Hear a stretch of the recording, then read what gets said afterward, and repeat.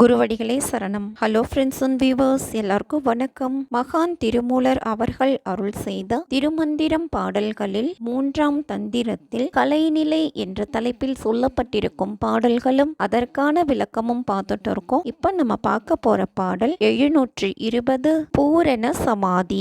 திகழும் படியே சிறிதருவாயு அழியும் படியை அருகிலர் ஆறும் அழியும் படியை அறிந்த பின் நந்தி திகழ்கின்ற வாயுவை சேர்தலும் ஆமே. சிறிதரு வாயு அப்படின்னா நிறைந்திருக்கும் காற்று, அழியும்படி அப்படின்னா ஒடுங்கும் முறை, விளங்குமாறு நிறைந்து பிராணவாயு ஒடுங்கும் நிலையை எவரும் அறியவில்லை. பிராணவாயு ஒடுங்கும் நிலையை அறிந்த பின்பு காற்று கலந்த வான மண்டலத்தில் இருக்கலாம். சீவர் பேரொளியில் கலந்து ஒன்றாவார்கள். பாடல் 721. சிவகுருவை வணங்கி தத்துவாதீத நிலையை பெறுவீர். சோதனை தன்னில் துரிசு அற காணலாம். நாதனும் நாயகி தன்னில் பிரியும் நாள் சாதனம் ஆகும் குருவை வழிபட்டு மாதனமாக மதித்து கொள்ளீரே. துரிசர அப்படின்னா குற்றம் நீங்க, நாதன் அப்படின்னா பிராணனான சிவன், நாயகி அப்படின்னா குண்டலினி, மாதனம் அப்படின்னா பெரும் செல்வம், அதாவது தத்துவாதீதம். நான் புகழ்வதை சோதனை செய்து உண்மையை குற்றம் இல்லாமல் காணலாம். உயிர்ப்பான காற்று என்ற சிவன் குண்டலினியை விட்டு பிரிந்து மேல் சென்ற போது சிவயோக சமாதி உண்டாகும். எனவே சிவகுருவை வணங்கி பெரும் செல்வத்தை பெற்றதை போன்று பாதுகாத்து கொள்வீர்களாக. பாடல் 722. உடலுக்கு அழிவு இல்லை.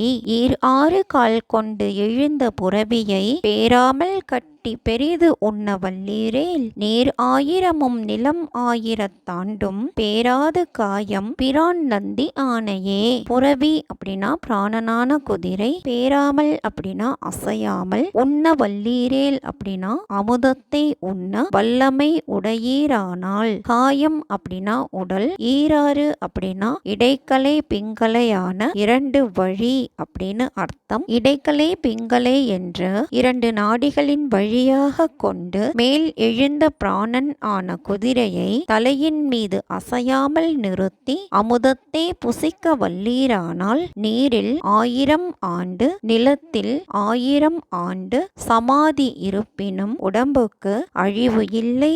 இஃது எம் சிவபெருமானின் ஆணை ஆகும். பாடல் 723. சிவனது அருள் செயல். ஓசையில் 7ம் ஒளியின் கண் 5ம் நாசியில் 3ம் நாவில் 2ம் தேசியும் தேசனும் தண்ணீர் பிரியும் நாள் மாசு அரு சோதி வகுத்து வைத்தானே. சுழுமுனையில் பொருந்தியவர்களுக்கு சுவை முதலியவை உண்டாகாது.